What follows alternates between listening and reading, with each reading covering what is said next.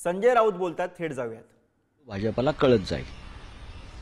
आम्ही व्यक्तिशः राजकारण आणि राजकीय बदल्याचं राजकारण कुटुंबापर्यंत पोचू नये या मताचे आहोत। पण ही आपली संस्कृती तोडण्याचं काम केलं भारतीय जनता पक्षानं महाराष्ट्रात, खास करून देवेंद्र फडणवीस यांच्या हाती राज्याची सूत्र गेल्यावर। आता तुमचा जो प्रश्न आहे बीफ, त्या गाडीमध्ये एक बिल मिळालं असं समाज माध्यमांवर सर्वत्र चर्चा आहे आणि त्या बिलामध्ये बीफचा उल्लेख होता। त्या बिलामध्ये पोलिसांना बिल जप्त करायला आणि बिल काढायला 4 दिवस का लागले? 4 दिवस का लागले? गाडीची नंबर प्लेट बदलण्यात आली, पोलीस त्यावर बोलत नाही। गाडी कोणाची याचा एफआयआर मध्ये उल्लेख नाही, गाडीतल्या लोकांचा मेडिकल रिपोर्टचा तसा उल्लेख नाही।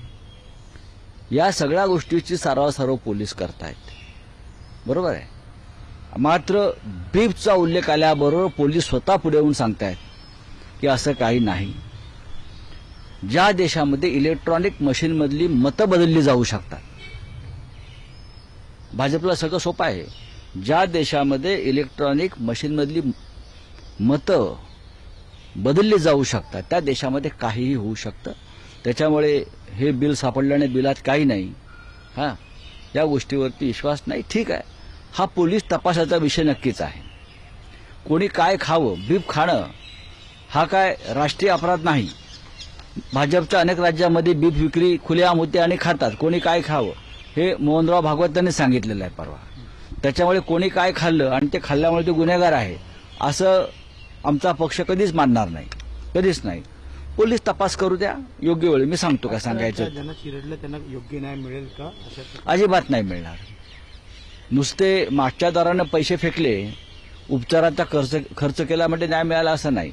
ज्याने हा अपराध केला बरं का, त्याला त्याच्यावरती कठोर कारवाई करणं याला न्याय म्हणतात। सर, ईव्हीएम संदर्भात आणि अनेक ट्विट तुम्ही केलेले आहेत। तुम्ही म्हटलं की सगळ्यांच्या घराला आग लागली आहे घरच्या दिव्यापासून। हा वाटतं मी राज्यात ज्या प्रकारे घटना घडतात, कोणत्या विषयावर तुम्ही मला हा प्रश्न विचारताय? तुम्ही ट्विट केलेला आहे, विषय कोणता आहे? की ईव्हीएम क्लीन चिट संदर्भात असेल, दिल्लीचे मुख्यमंत्री केजरीवाल पंतप्रधान नरेंद्र मोदी आर्थिक चंद्रचूड हे देशाचे सरन्यायाधीश आहेत। नोव्हेंबर महिन्यात ते निवृत्त होत आहेत आणि प्रधानमंत्री किती जणांच्या घरी गणेश उत्सवासाठी गेले हे काय माझ्याकडे माहिती नाही। पण काल सर्वत्र सरन्यायाधीशांच्या घरी प्रधानमंत्री आले, आरती करतायत दोघे, त्यांच्या दोघांतला संवाद हा पाहण्यात आला आणि धर्मनिरपेक्ष म्हणून घेणाऱ्या राष्ट्रामध्ये एक छान चित्र आम्हाला पाहायला मिळालं। सरन्यायाधीश आणि प्रधानमंत्री, खरं म्हणजे हे संविधानाला किंवा प्रोटोकॉलला धरून आहे का याच्याविषयी लोकांमध्ये आणि घटनातज्ञांमध्ये चर्चा सुरू आहे। आमच्यासारख्यांच्या मनात प्रश्न आला, प्रधानमंत्र्यांशी इतकी राजकीय जवळीक असलेले न्यायाधीश कोणी असतील, ते महाराष्ट्रातल्या घटनाबाह्य सरकारच्या बाबतीत आम्ही जी लढाई करतोय मग आम्हाला न्याय मिळणं का मिळत नाही किंवा तारखांवर तारखा का पडतात अशा आमच्या लोकांच्या मनात शंका आहे। हे का होत आहे?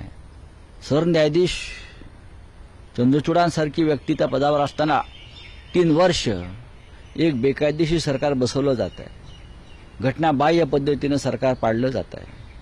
हे सरकार घटनाबाह्य आहे असं स्वतः सरन्यायाधीश वारंवार सांगत राहिले। तर काल केलेल्या आरोपांवरती संजय राऊत यांनी पुन्हा एकदा आपली भूमिका मांडलेली आहे आणि